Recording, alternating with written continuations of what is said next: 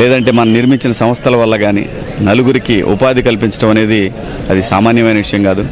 వేలాది మంది, లక్షలాది కుటుంబాలకి ఆయన అన్నం పెట్టారు. సో ఆ కీర్తిని మించింది ఈ భూమి మీద ఇంకేమీ లేదు. సో అటువంటి కారణ జన్ముడు ఉన్న సమయంలో పుట్టడం, మనిషిగా పుట్టడం నా అదృష్టం. ఈ సంస్థలో 5 సినిమాలు చేశాను, ఒక వెబ్ సిరీస్ చేశాను, మళ్ళీ ఇంకో సినిమా హీరోగా చేస్తూ ఉన్నాను. సో ఇంతకంటే ఏం భాగ్యం కావాలి మనిషికి? వారి ఆత్మకి శాంతి కలగాలి. వారి కుటుంబ సభ్యులందరికీ కూడా ప్రగాఢ సానుభూతి తెలియజేస్తూ జోహార్ రామోజీరావు గారు.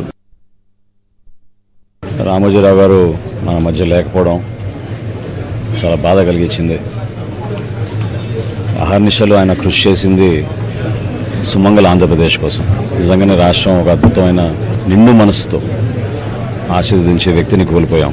అనేక సందర్భాల్లో తెలుగు భాష గురించి మన ప్రాంతంలో పరిశ్రమ రావాలన్న ఒక పట్టుదల, మీడియాకి ప్రత్యేకంగా ఒక సామాజిక బాధ్యత ఉందని దాన్ని గుర్తించడమే కాకుండా ఎంత కష్టమైనా సరే విలువలతో ఆయన జర్నలిజం చేశారు.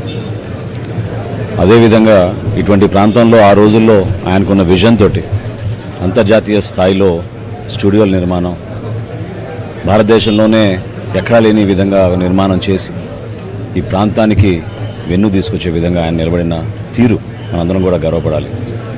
తెలుగు భాష పైన ఆయన చేసిన ప్రయత్నం, ఆయన ఏ విధంగా కృషి చేసేవారో నాకు ప్రత్యేకంగా శాసనసభాపతిగా ఉన్నప్పుడు తెలుగు భాష చర్చల్లో ఎక్కువ వాడాలని నేను చేసిన ప్రయత్నాన్ని ఆయన ఆ రోజుల్లో కాల్ చేసి మరి అభినందించారు. సో రామోజీరావు గారికి నిజంగా మనందరం కూడా రుణపడి ఉండాలి.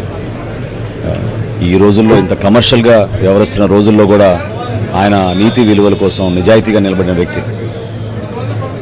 మా అందరి తరఫున వారి కుటుంబానికి మనస్ఫూర్తిగా మేమందరం ఎప్పుడు అండగా నిలబడతాం. ఆయన ఏ విధంగా కోరారో